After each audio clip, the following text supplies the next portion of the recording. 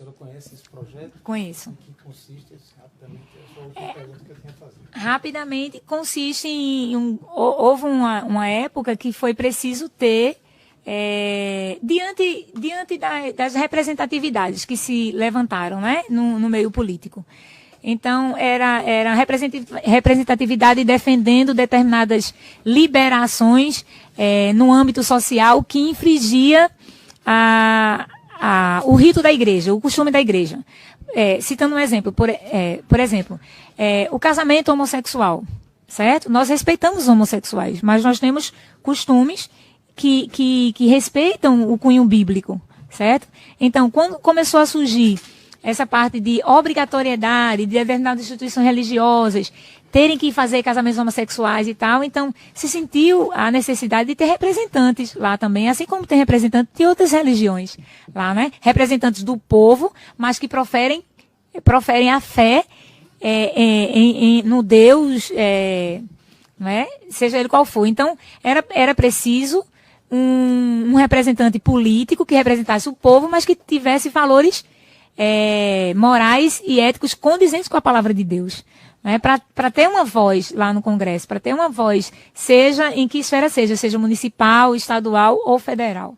Então, daí que surgiu a necessidade de se ter um representante, por conta das prerrogativas de leis que iriam ferir os nossos costumes bíblicos, entende? Então, foi nesse patamar aí que eu tenho conhecimento do surgimento do projeto Cidadania.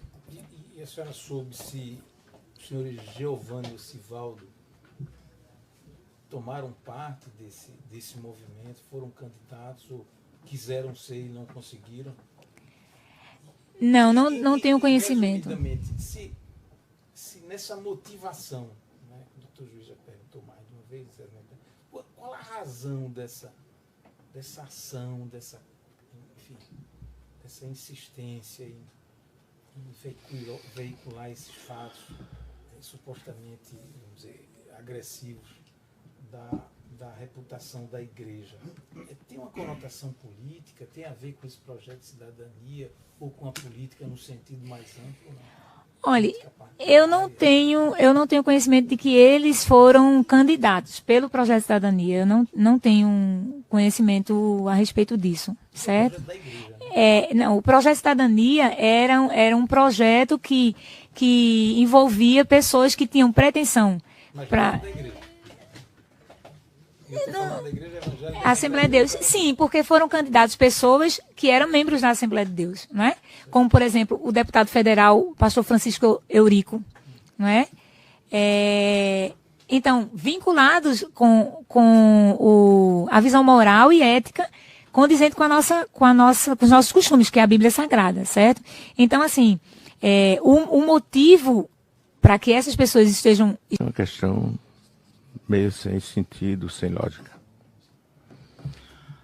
A Gemima também, a testemunha aqui em audiência, diz que a nossa igreja, a Assembleia de Deus no estado de Pernambuco, temendo leis contrárias aos nossos costumes, por exemplo, ela citou casamento de homossexuais, indicou candidatos a ser eleito pelo projeto Cidadania.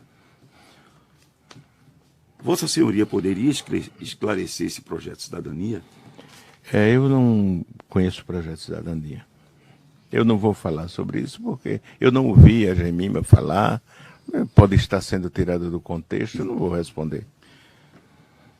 Eu jamais ia fazer uma pergunta que não tivesse no contexto, inclusive aqui, diante de Vossa Excelência, o Ministério Público, que a testemunha falou exatamente, pode puxar a gravação que está lá.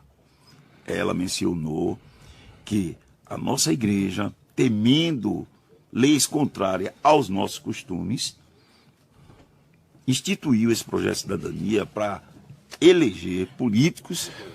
Isso não faz. Questionou a veracidade da informação da testemunha. Por esse motivo que eu estou, porque a testemunha aqui compromissada, sob o compromisso de dizer a verdade, ela disse isso.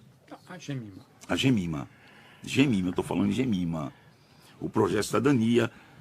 Continue. Ele negou o projeto de cidadania. Já disse que não, a igreja nunca discriminou Ninguém por seu gênero, por sua religião, não. Sobre o projeto de cidadania, o senhor poderia dizer alguma coisa? Não faz parte do processo, os senhores já sabem que eu respondi a isso e já foi solucionado, eu não vou responder. Sabe informar quantos políticos foram eleitos pela igreja, pelo projeto de cidadania dita pela testemunha Gemima? Não tem nada a ver com esse processo, eu não vou responder nada. Tá certo? Bem.